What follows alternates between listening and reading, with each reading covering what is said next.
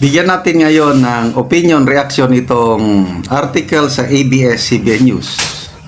Tungkol ito sa pahayag ni Senator Tito Soto.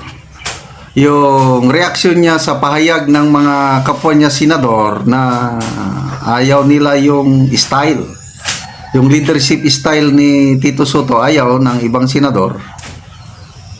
Kaya ayaw nilang botohan. So ito, nagpahayag na siya na guilty as charged, sabi niya. So ano yung ayaw nila kay Senator Soto? Masyado daw istrikto. Okay. So ito, Senate President race, Tito Soto admits being too strict. Ay nako. Senator Soto on Tuesday said he had no problem being described by his colleagues as too strict, which was cited as a reason why he might not get the Senate presidency on the 20th Congress. So, parang aminado na hindi niya makuha. Although, hindi pa tapos ang laban. Anything changes hanggang July 28. Oh, ito ang sabi niya, masyadong istrikto, guilty as charged. Yon ang pahayag ni Senator Soto. Totoo daw na masyado siyang istrikto.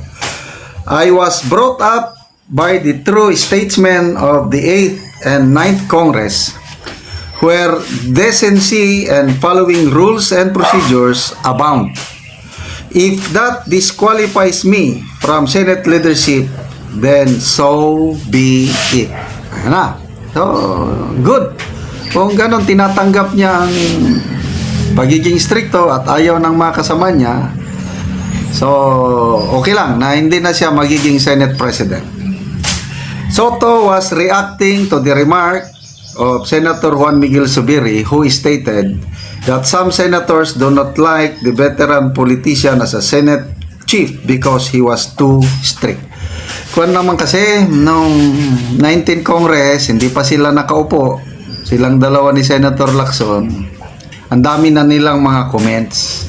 So, in my opinion, may mga senador na hindi maganda ang dating sa kanila. Yung, ano ba yun? Yung botohan na 18-5. Sabi niya, it's flawed. Mali! Mali yung ginawa nyo. Oh. So kung ako yung senator ng 28th Congress, sinasabihan ako na mali, masasaktan din ako. Mali daw eh. To me, sabi ni Senator Escudero, collegial decision nila yon. Ang makakapagsabi lang na mali yung ginawa nila, yung 18, yung back to sender, it's only the Supreme Court. So yung kay Senator Soto, opinion lang niya yun. It's not conclusive. Zubiri said he and Senator Loren Legarda were backing Soto's bid. So, ang mga sumusuporta kay Senator Soto, kokonti lang. Ayan, Soto, Lacson, maybe Lapid. Kasi parehas sila na partido.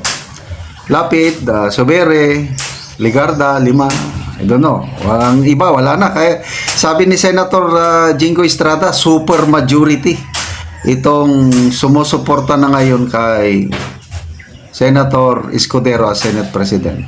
Pati na ngayong dalawang dilawan na ang dream ni Senator Hontiveros, magkaroon sila ng independent bloc. Tatlo sila.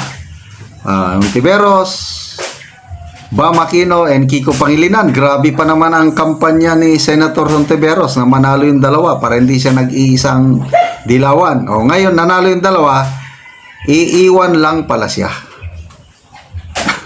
Mag-isa. So, marami nang nagsasabi, parang confirm na ito na Senator Kiko Pangilinan will join the majority bloc para makuha niya yung Committee on Agriculture. Si Senator Bam Aquino susuporta din siya sa Senate presidency ni Senator Escudero, mag-join sa majority block para makuha niya yung Committee on Education. So, ang maiwan na lang mag-isa, si Senator Hontiveros. So, ito, may pahayag si Senator Kiko Pangilinan na nag-uusap daw sila. Kinakausap niya. Ito. Senator Francis Pangilinan explained that discussions with Senator Risa Hontiveros regarding the alliances in the 20th Congress continue. Regarding the SPRA, sabi ni Pangilinan, gaya ng nabanggit ko kahapon, we continue to be in discussions with Risa. In fact, nag-meeting ulit kaming dalawa kahapon at maring mag-meeting ulit kaming tatlo with BAM. Kaya, abangan na lang sa 28. So, kung ako, ang nakikita ko lang baka kinukumbinsi na ni Senator Pangilinan at Senator Aquino itong si Senator Risa para sumama na lang din sa majority block. Kasi yung ambisyon niya na magiging minority leader ng Senado, wala na.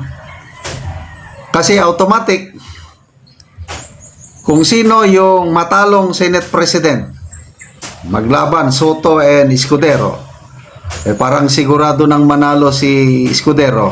So automatic si Senator Soto ang magiging minority leader sa Senado. So saan papunta si Senator Hontiveros? Wala na. Nag-iisa na siya. Kaya I don't know kung ano ang kinabukasan niya sa Senado. From opposition, very proud pa naman siya na opposition ko, no. May pahayag siya na paghanda natin ang 2028. So mag-uusap daw silang tatlo, Aquino and Pangilinan, para sa preparasyon nila ng 2028. Yan ang paghanda na siya naman lang nag-isa. Hindi kaya dumidistansya na itong dalawa, Aquino and Pangilinan, dumidistansya sila kay Risa Hontiveros dahil sa controversy na kinakasangkutan ng senadora, yung alias Karenin na controversy. I don't know. So malalaman natin hanggang July 28.